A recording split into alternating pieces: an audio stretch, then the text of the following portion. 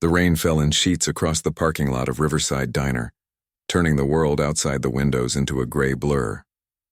It was late afternoon on a Tuesday, that slow time between lunch and dinner when the restaurant settled into a quiet lull.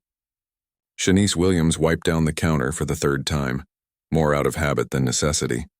She'd been working at this diner for 3 years now, ever since she'd moved to town to help care for her grandmother. The bell above the door jingled, and Shanice looked up expecting a customer seeking shelter from the downpour. But no one entered.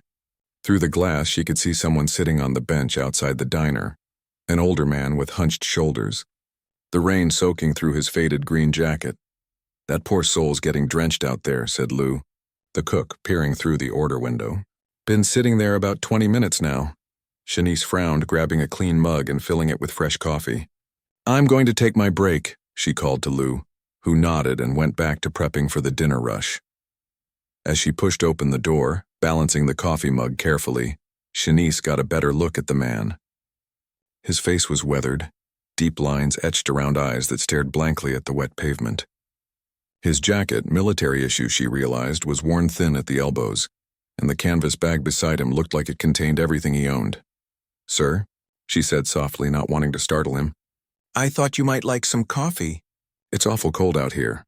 The man looked up, rain dripping from the brim of his cap. For a moment, recognition flickered in his eyes. "Mr. Johnson?" Shanice said, suddenly placing him. "You used to fix bikes at the shop on Elm Street, right?" A slight nod. "Long time ago," he said, his voice rough from disuse. He accepted the coffee with trembling hands. "Thank you, miss. I'm Shanice. You fixed my blue bicycle when I was in high school. Put a basket on it for me, too." She smiled, but her heart ached seeing him like this. The bike shop had closed years ago, but she remembered Mr. Johnson as a kind man who often gave neighborhood kids discounts. "Vietnam, 71-73, he said, pointing to a faded patch on his jacket. "Came home, started the shop. Life happens." Shanice nodded, understanding the unspoken story. "Life happens, sometimes cruelly." "When did you last eat, Mr. Johnson?" He shrugged, sipping the coffee. "Yesterday, maybe. The shelter on Pine Street closed down last month. Been tough since then." Shanice glanced back at the diner. Her boss, Frank Mathers, was strict about handouts. He'd fired a busboy last year for giving leftover pie to some teenagers who couldn't afford to pay. But this wasn't some random stranger. This was Mr. Johnson, a veteran who'd served his country, a man who'd been kind to her and countless other kids in town. "Wait here," she said, decision made. Back inside, Shanice moved quickly. Lou was in the walk-in freezer, so she grabbed a to-go container and filled it with meatloaf, mashed potatoes, and green beans from the warmer. She added a roll and a slice of apple pie, then rang it up on her own employee ticket, using the day's tips to cover the cost. Unknown to Shanice, Frank Mathers stood in the doorway of his office, watching her through the blinds. His thin lips pressed into a hard line as he saw her pack up the food. When she headed back outside with the container, he stepped toward the window for a better view. "Here you go, Mr. Johnson," Shanice said, handing him the warm package. "It's meatloaf day, the best thing on our menu if you ask me." Mr. Johnson's eyes widened. "I can't pay for this, miss."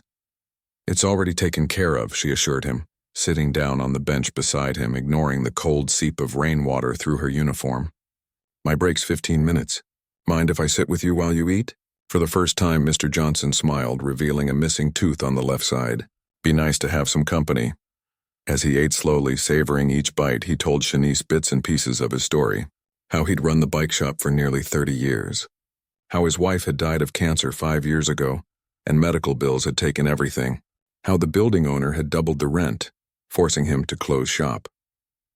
How he'd lived in his car until it was repossessed, then bounced between friends' couches until he'd worn out his welcome. "Never thought I'd end up like this," he said, his fork scraping the last bit of gravy from the container. "Used to have a house, a business, respect."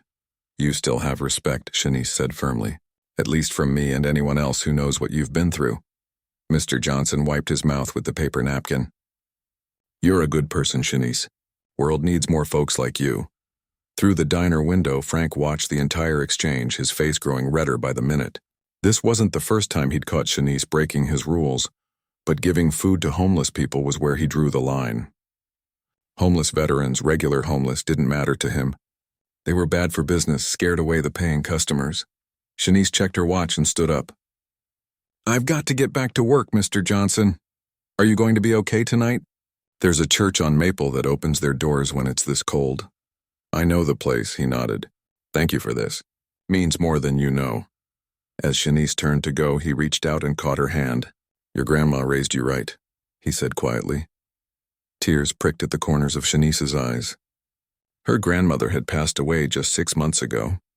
"She sure tried," she whispered. Back inside, Shanice hung up her damp apron and grabbed a dry one from the supply closet. The dinner rush would start soon, and she needed to refill ketchup bottles and salt shakers. As she worked, she felt a strange sense of peace. She'd done the right thing, even if it had cost her a day's tips. What Shanice didn't know was that it would cost her much more than that. In his office, Frank Mathers drafted an email to his HR department. He'd been looking for a reason to cut staff anyway. Business had been slower this quarter, and now he had the perfect excuse sitting in his lap. From his desk drawer, he pulled out a copy of the employee handbook, flipping to the page he needed. There it was, in black and white. Employees may not give away food products under any circumstances. He highlighted the text with a yellow marker, a small, satisfied smile playing at his lips. The dinner rush came and went. Shanice moved between tables with practiced ease, refilling drinks, taking orders, offering her warm smile to everyone who came through the door. She was good at her job, even Frank couldn't deny that. Customers requested her section, left her good tips, wrote positive comments on the feedback cards. But business was business, Frank told himself. Rules were rules. If he let this slide, what would be next? By the time Shanice clocked out at 10 p.m., the rain had finally stopped. The night air was crisp and clean as she walked to the bus stop, tired but satisfied with a day's honest work. Her feet ached, but her heart felt light. She wondered where Mr. Johnson was sleeping tonight, hoping he'd made it to the church shelter before they filled up. As she waited for the last bus of the night, Shanice had no idea that tomorrow would bring the biggest challenge of her working life. She didn't know that Frank had already decided her fate, or that her simple act of kindness would soon spark something much larger than herself. All she knew, as she climbed aboard the nearly empty bus, was that she'd done what her grandmother had always taught her. When you see someone in need and you have the means to help, you help. No questions asked. The bus pulled away from the curb, its headlights cutting through the darkness. Behind her, the Riverside Diner's neon sign flickered once, then went dark as the timer shut it off for the night. Tomorrow would come soon enough. And with it, a storm far more powerful than the one that had just passed. Morning light streamed through the blinds as Shanice tied her apron strings and prepared for the breakfast shift. She'd arrived 15 minutes early as usual, brewing fresh coffee and wiping down the already clean counters. The smell of bacon and pancakes filled the air as Lou worked his magic on the grill. "Morning, sunshine," called Carmen from the server station. Carmen had been working at Riverside Diner even longer than Shanice, going on 5 years now. With her graying hair always pulled back in a neat bun and reading glasses perched on her nose, she reminded Shanice of a school librarian rather than a waitress. "Hey, Carmen. Busy morning?" "Not too bad, though Frank's been in a mood since he got here." Carmen lowered her voice, stomping around, slamming doors. "You know the drill." Shanice nodded, used to their boss's temperament. Frank Mathers ran a tight ship. Too tight, most of the staff thought. But the pay was decent, and in a small town with limited options, they all put up with more than they might have elsewhere. The breakfast rush was in full swing when Frank emerged from his office, scanning the diner floor with narrowed eyes. His gaze landed on Shanice, who was refilling an elderly couple's coffee cups. "Williams," he called across the restaurant, making several customers look up from their meals. "My office, now." Carmen raised an eyebrow at Shanice, who shrugged in response. She couldn't think of anything she'd done wrong unless... A knot formed in her stomach as she remembered Mr. Johnson and the meal she'd given him yesterday. Shanice placed the coffee pot back on the warmer and made her way to Frank's office, conscious of the eyes following her. Frank stood by the door, holding it open with an impatient expression. As soon as she entered, he closed it firmly behind her. "Sit down," he said, pointing to the chair across from his cluttered desk. The office was small and windowless, decorated only with framed restaurant reviews from the local paper and a dusty certificate from the Chamber of Commerce. A security monitor in the corner displayed grainy footage of the dining area and parking lot. Frank took his time settling into his chair, letting the silence stretch uncomfortably. Finally, he pulled out a folder and opened it. "Do you know why you're here, Williams?" Shanice straightened her shoulders. "I think so, sir." "Enlighten me." His tone was cold. "Is this about the meal I gave to Mr. Johnson yesterday? Because I paid for it myself with my own tip money. I didn't give away food for free." Frank's eyebrows shot up. "Mr. Johnson, you're on a first-name basis with the vagrants now?" "He's not a vagrant," Shanice said, feeling heat rise to her face. "He's a Vietnam veteran who used to own the bike shop on Elm. He's fallen on hard times, that's all." "I don't care if he's the Pope," Frank snapped. "What I care about is that you violated company policy." He pulled out a copy of the employee handbook and slapped it on the desk between them. Page 23, paragraph 4. "Employees may not give away food products under any circumstances." It's highlighted. "Want to read it?" "But I didn't give it away. I paid for it. You paid the food cost, maybe. Not the overhead, not the profit margin." Frank leaned forward. "But that's not even the point. The point is that you're encouraging loitering on my property." He was just sitting on the bench in the rain. "Exactly. Sitting, not buying. Taking up space that paying customers could use. Scaring away business with his—" Frank waved his hand dismissively. "Appearance." Shanice felt her temper rising but fought to keep her voice steady. "Mr. Johnson is a respected member of this community who served his country. He fixed bikes for half the kids in town, including me. And he wasn't bothering anyone." "That's your opinion?" Frank's face had turned an ugly shade of red. "My opinion is that homeless people are bad for business, period. So what exactly are you saying?" Shanice asked, though she already knew the answer. Frank pulled out another form from the folder. "I'm saying you're fired, effective immediately. This is your termination notice. You'll be paid through yesterday." Even though she'd been expecting it, the word still hit Shanice like a physical blow. This job was her lifeline, her only source of income since her grandmother passed.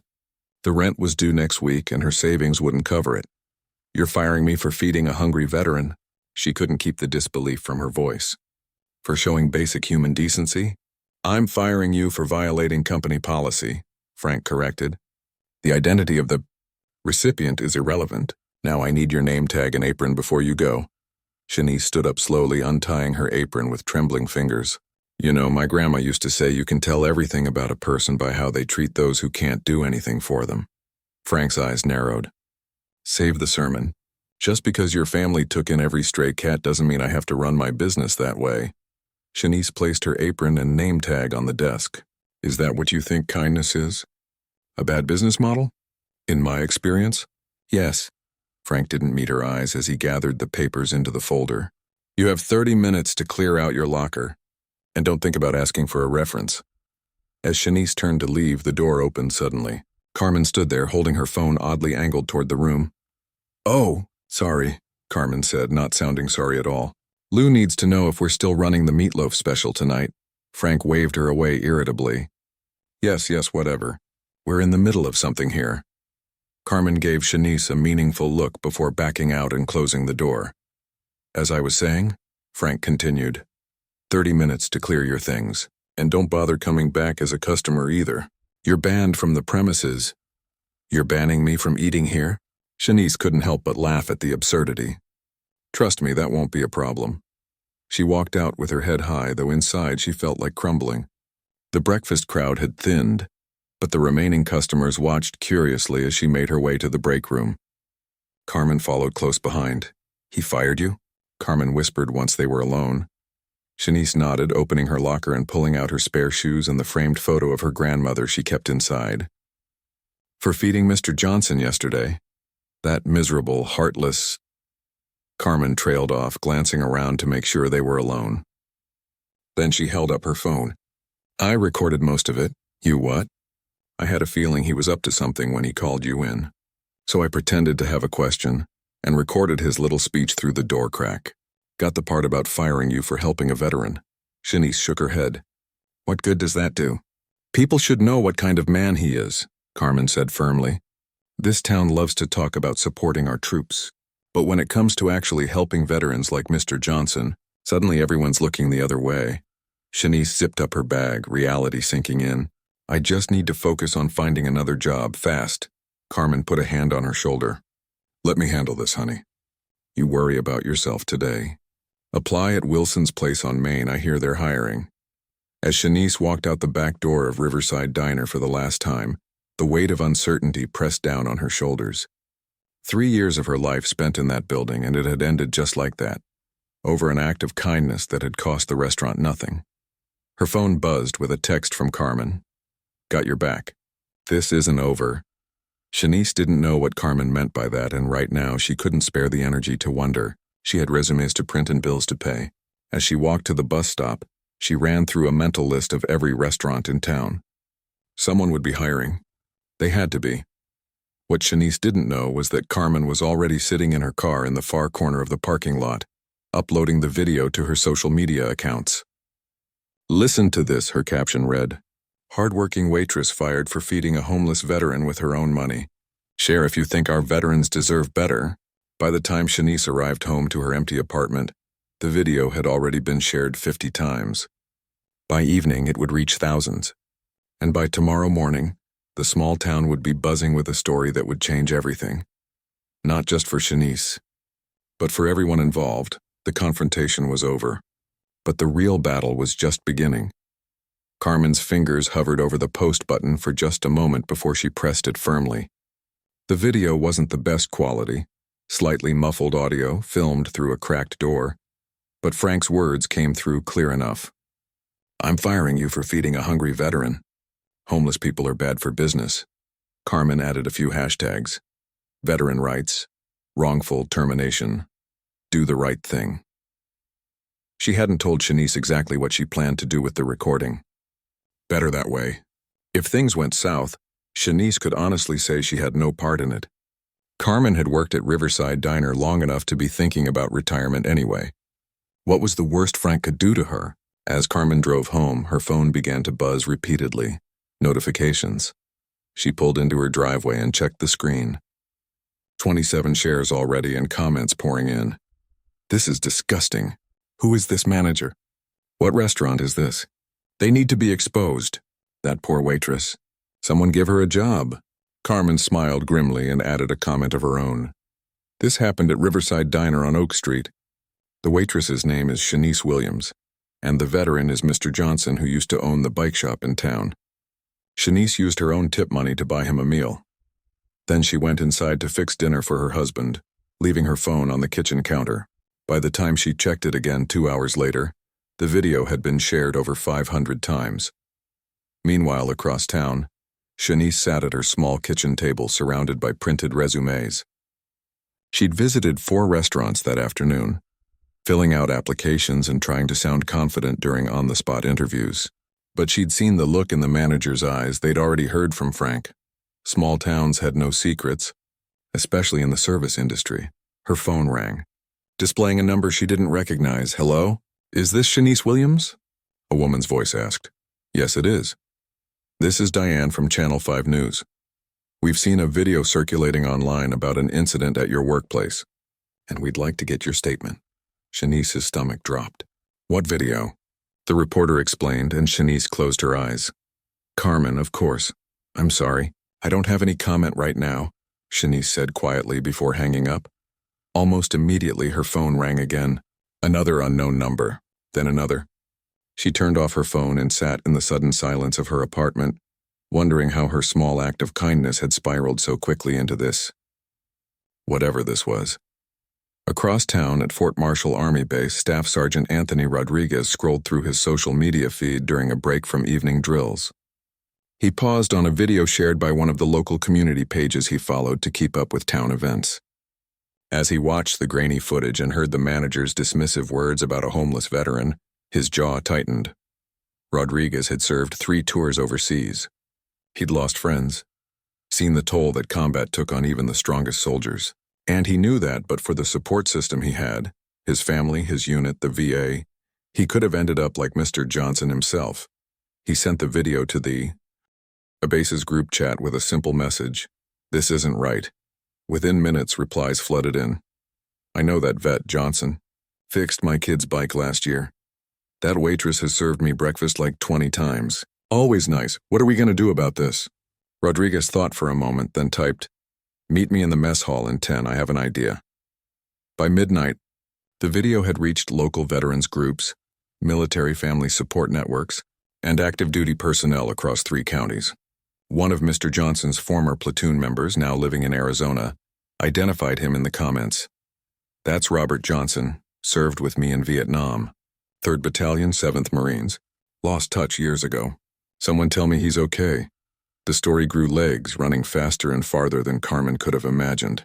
Someone found an old newspaper article about Johnson's bike shop, with a photo of a younger Mr. Johnson standing proudly in front of his store. Others shared stories of how he'd fixed their children's bikes for free when they couldn't afford it. By dawn, the video had over 50,000 views and had been picked up by several military support pages with massive followings.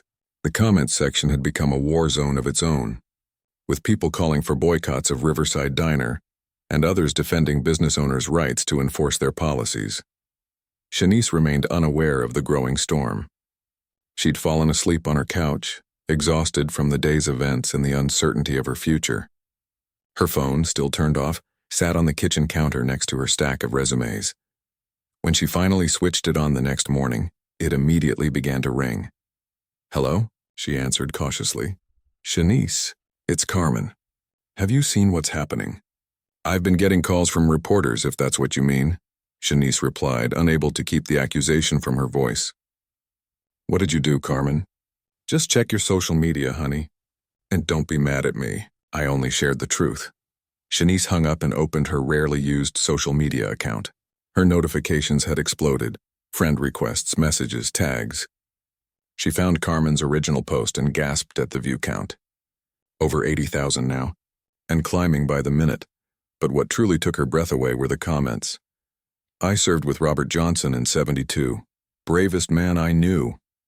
My dad came home from Vietnam and couldn't adjust. Ended up on the streets for years. This breaks my heart. Someone find this waitress and give her a medal and a better job." Tears welled in Shanice's eyes as she scrolled through hundreds, then thousands of messages of support. People she'd never met were defending her, praising her, rallying around her simple act of kindness. Then she saw a comment that made her heart skip a beat. "Staff Sergeant Rodriguez from Fort Marshall here. We're organizing a response. Stay tuned." What did that mean? Shanice didn't have time to wonder. Her phone rang again. Her landlord this time. "Shanice, there are news vans parked outside the building." "What's going on?" She looked out her window and saw them. 3 white vans with satellite dishes on top. Reporters standing in the morning light with microphones and cameras. "I'll come down and talk to them," she said weakly. "Make them leave." She pulled on a clean shirt and ran a brush through her hair, mind racing. This wasn't what she wanted. She'd only been trying to help Mr. Johnson, not become the center of a media circus. As she stepped outside, reporters swarmed around her. "Shanice, how do you feel about being fired for helping a veteran? Did you know your video has gone viral?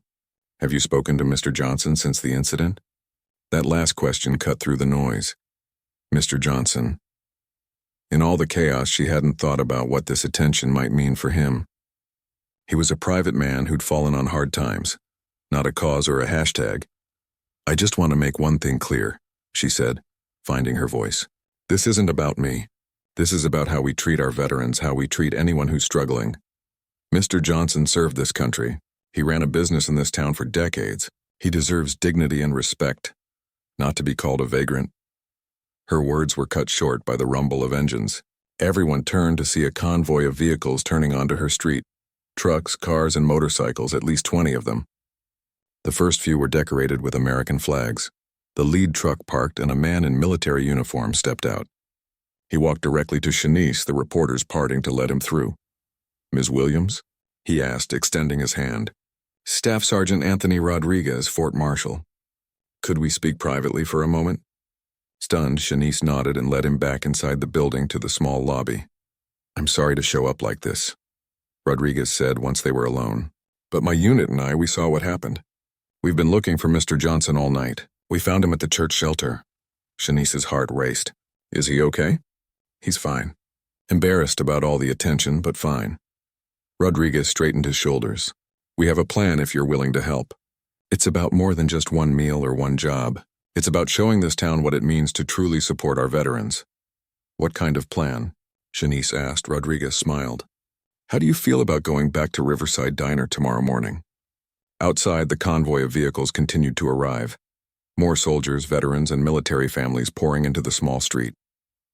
News helicopters circled overhead, capturing the growing gathering. The viral moment had become a movement. And it was about to change everything. Dawn broke over the town with a soft golden light. Normally at this hour, Riverside Diner would be preparing for the breakfast rush, brewing coffee, firing up the grill, setting out fresh silverware wrapped in paper napkins. But today, Frank Mathers arrived to find something unusual waiting for him. A line. Not just any line. A line of people in military uniforms stretching from the diner's front door, around the corner and down the block.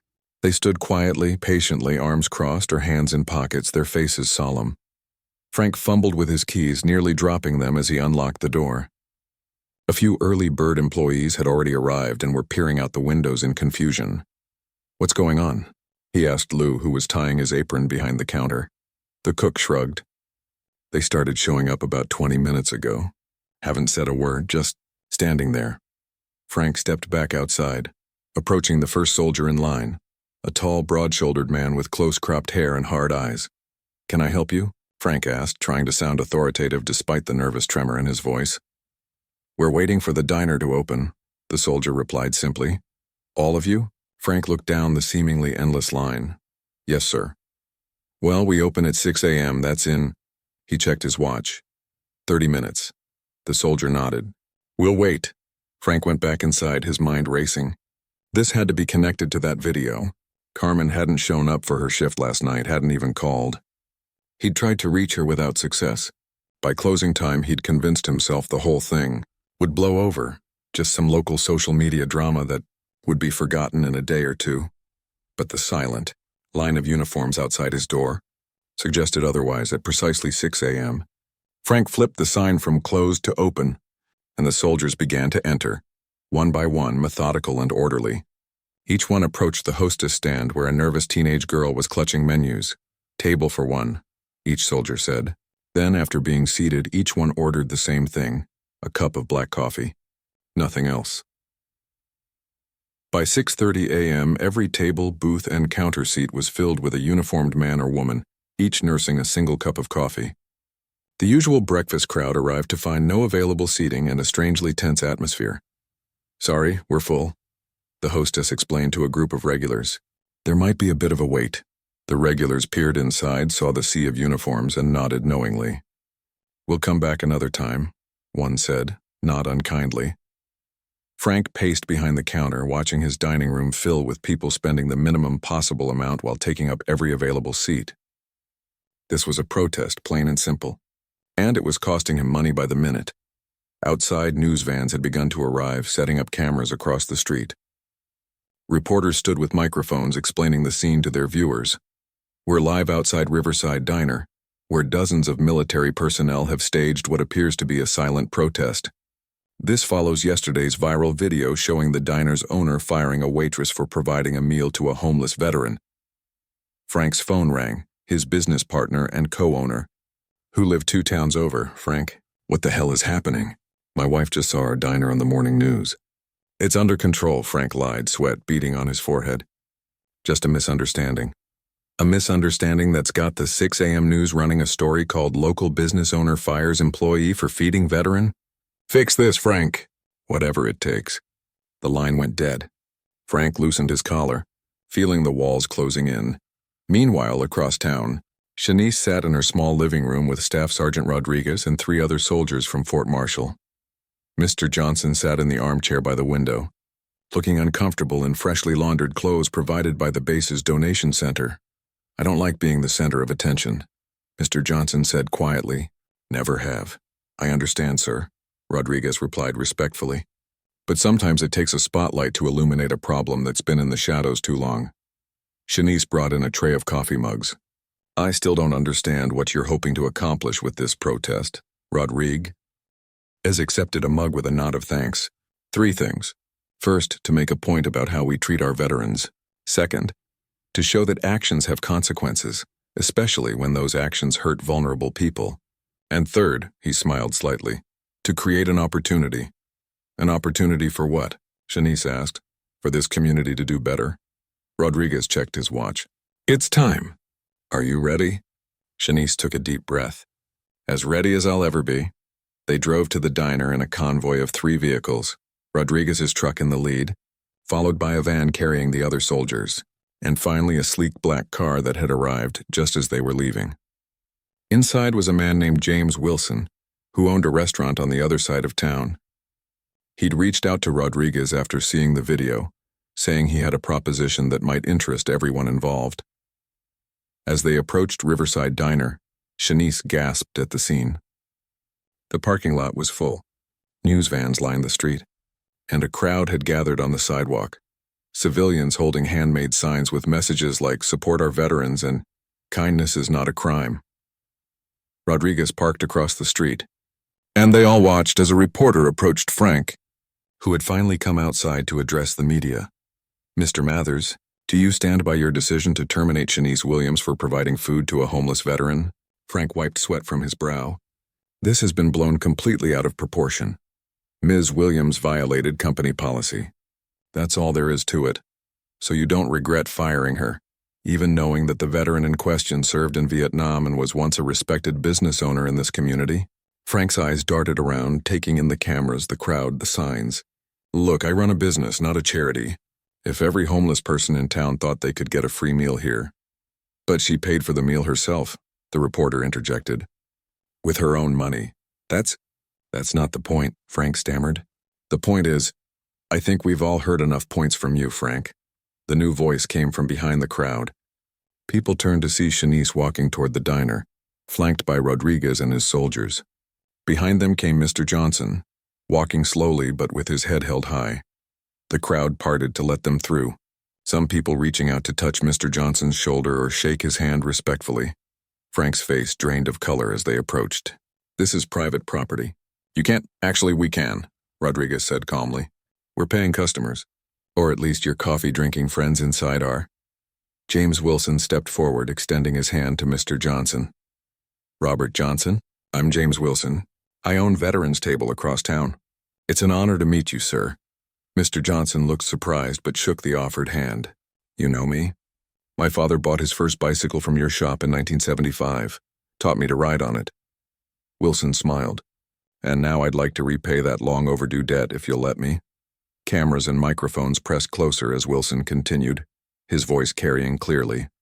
"I'm here to make 2 announcements. First, Veterans Table would be honored to hire Shanice Williams as our new head waitress, with a 20% increase on whatever her salary was here." Shanice's hand flew to her mouth. "Mr. Wilson, And second," Wilson continued, "we'd like to offer Mr. Johnson a position as well. We need a greeter at the door, someone who knows the community and can make people feel welcome." Mr. Johnson blinked rapidly, emotion showing on his weathered face. "A job? You're offering me a job?" "With housing included," Wilson nodded. "There's an apartment above the restaurant that comes with the position. Nothing fancy, but it's clean and warm." The crowd erupted in cheers. Reporters fired questions. Phones captured every moment. Frank stood frozen, watching as his business crisis transformed into a full-blown PR disaster.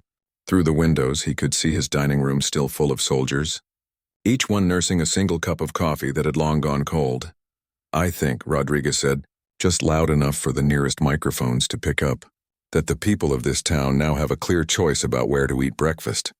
He turned to the crowd. "What do you say, folks? Veterans Table tomorrow morning." The answering cheer was deafening. As the impromptu celebration continued on the sidewalk, Frank slipped back inside his diner. He approached the nearest table where a young soldier sat watching the scene through the window. "You've made your point," Frank said quietly. "You can all leave now." The soldier looked up at him with calm eyes.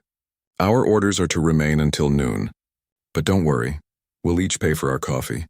We follow the rules." He turned back to the window. "Even when the rules are wrong, outside." Shanice stood with her arm supporting Mr. Johnson, who looked overwhelmed by the attention but also, for the first time in a long while, hopeful. "I don't know how to thank you all," he said, his voice rough with emotion. "You already did," Rodriguez replied. Decades ago in Vietnam. It's us who owe you. As cameras flashed and reporters called out questions, Shanice realized that something remarkable had happened.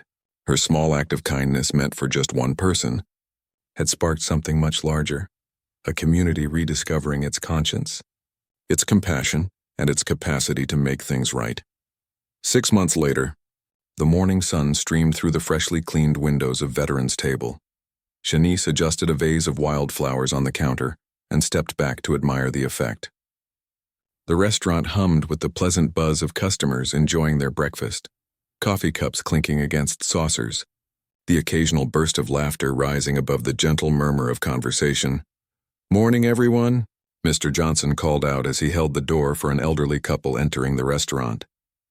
He wore a crisp blue button-down shirt with Veterans Table embroidered on the pocket, his silver hair neatly combed, his smile genuine and warm. The transformation from the man she'd found sitting in the rain half a year ago was remarkable. "Good morning, Mr. Johnson," the woman replied, patting his arm affectionately. "Saved us our usual booth?" "Of course, Mrs. Chen. Right by the window, just the way you like it." He escorted them to their table with a dignified air that reminded Shanice of a butler in some fancy mansion. The restaurant had become the most popular breakfast spot in town. What had started as a statement, people choosing to support a business that treated veterans with respect, had evolved into a genuine preference. The food was good, the service friendly, and there was something special about the atmosphere James Wilson had created. Shanice checked her watch and hurried to the back office. "The delivery's here," she called to James, who was reviewing the previous day's receipts. He looked up with a smile. "Perfect timing. The morning rush is almost over." Together they went to the loading dock where a truck had just arrived. The driver hopped out, clipboard in hand. "Morning, folks. Got your usual order here, plus those extra dessert plates you wanted." "Thanks, Ray." James signed the form. "How's your dad doing?" "Much better. That program you connected him with, the one for Vietnam vets with PTSD, it's been life-changing. He's actually sleeping through the night now." Shanice helped unload the supplies, smiling to herself. These conversations happened daily now. The ripple effects of what had started as a simple meal for a hungry man had spread throughout the community in ways no one could have predicted. Back in the dining room, she spotted a familiar face at the counter, Staff Sergeant Rodriguez, now a regular during his off-duty hours. "The usual?" she asked, already pouring his coffee. He nodded. "Thanks, Shanice. Place is looking great. Business is good," she agreed. "Really good, actually." Rodriguez stirred his coffee thoughtfully. "Heard anything about Frank lately?" Shanice shook her head. "Not directly. Carmen says the diner's still struggling. They've cut back to just breakfast and lunch, closed for dinner. Had to let 3 people go last month." "Can't say I'm surprised." Rodriguez took a sip of his coffee. "Actions have consequences." The bell over the door jingled and Shanice looked up to see a reporter from the local paper enter. Since the incident, she'd become somewhat of a local celebrity, though the attention had mostly died down after the first few weeks. Still, the paper liked to check in occasionally, updating the community on what they'd started calling the Veterans Table story. "Ms. Williams," the reporter greeted her. "Got time for a few questions? We're doing a 6-month follow-up piece." "Sure, but make it quick," Shanice replied with a smile. "We've got a lunch rush to prepare for." They sat at a corner table, away from the remaining breakfast customers. Mr. Johnson wandered over, coffee pot in hand, topping up their cups before moving on to the next table. "So," the reporter began, 6 months since the video that changed everything. "Did you ever imagine it would lead to all this?" Shanice looked around the bustling restaurant. "Never in a million years. I just did what anyone should do, help someone who needed it. But not everyone would," the reporter pointed out. "That's why your story resonated with so many people." Shanice shrugged, uncomfortable with being labeled a hero. "The real hero of this story is Mr. Johnson, and all the veterans like him who gave so much and got so little in return." "Speaking of Mr. Johnson, how's he doing with his new job and home?" Shanice glanced over at the older man, who was chatting easily with a young family, making their toddler giggle by pretending to pull a quarter from behind his ear. "He's thriving," she said simply, "having purpose, dignity, a roof over his head. It's transformed him, and he's become the heart of this place. People come in just to talk to him. The reporter scribbled notes. And the Pay It Forward program that Mr. Wilson implemented, how's that working out? This was the part that made Shanice most proud. After hiring her and Mr. Johnson, James had introduced a simple concept. Customers could pay for extra meals that would be set aside for veterans in need. What had started as a few meals a week had grown into a community-wide support system. We serve about 50 free meals a week now to veterans who need them, Shanice explained. But it's grown beyond just food. Regular customers have started offering other services: free haircuts, dental work, legal help with VA benefits. One customer even donated a car to a veteran who needed transportation to medical appointments. That's remarkable, the reporter said. And I understand the concept has spread to other businesses in town. Shanice nodded. 7 restaurants in the county have started similar programs. There's talk of creating a network across the state. Their conversation was interrupted by the kitchen door swinging open. The head chef waved Shanice over. Need you to see the new lunch special before we put it on the board. Duty calls, Shanice told the reporter apologetically. Was there anything else you needed? Just one more question. Have you spoken to your former boss since that day? Shanice paused. No, and I don't need to. What happened at Riverside Diner feels like another lifetime ago. I've moved forward. After the reporter left, Shanice went to the kitchen to check on lunch preparations. The new special, a hearty beef stew with fresh rolls, looked and smelled delicious. Perfect for today, she told the chef. It's supposed to rain this afternoon.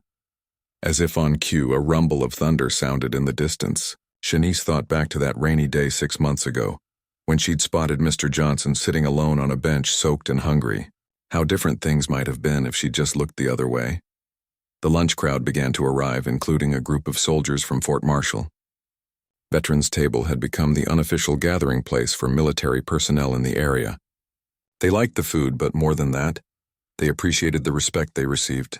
Every veteran who walked through the door was greeted personally by Mr. Johnson, who seemed to have a sixth sense about who had served, even when they weren't in uniform. Shanice watched him welcome a frail elderly man with a Korean War veteran's cap. Mr. Johnson didn't just show the man to a table. He sat down with him for a moment, leaned in close to hear his quiet voice, nodded in understanding at whatever was being said. James appeared at her side. Another tough one, he said softly. She nodded. Mr. Johnson had a way of identifying veterans who were struggling the most, with poverty, with PTSD, with loneliness. He'd become not just a greeter, but a kind of gatekeeper, connecting those in greatest need with the resources the community had begun to provide. I was thinking, James said, maybe it's time to expand. The restaurant? Shanice asked, surprised. The concept. We've got something special here, something that's making a real difference. I've been looking at a building across town. It's got space for a bigger restaurant downstairs and could be converted to transitional housing for veterans upstairs. Shanice's eyes widened. That would be amazing. I'd need a partner, James continued. Someone who understands both the business and the mission. Someone who's good with people and has a natural sense of what's right. He looked at her meaningfully. Me? Shanice felt a flutter of excitement. You want me to be your business partner?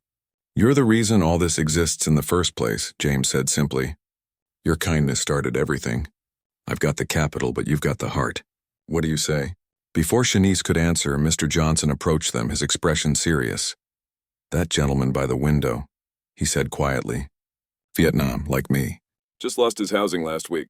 Been sleeping in his car. Shanice and James exchanged a glance. Tell him we'd like to talk to him after lunch, James said. I think we might have a job opening for a night watchman at our new location. Comes with a small apartment. Mr. Johnson's face broke into a smile. I'll let him know. As he walked away, Shanice turned back to James. Partner, she said, extending her hand. Let's do this. Outside, the rain began to fall, gentle at first, then harder. But inside Veterans Table, there was only warmth, community, and the quiet satisfaction of people who had discovered that sometimes the smallest act of kindness could create the biggest change. And somewhere across town, as water dripped from a leaking roof onto empty tables at Riverside Diner, a for sale sign swayed in the wind.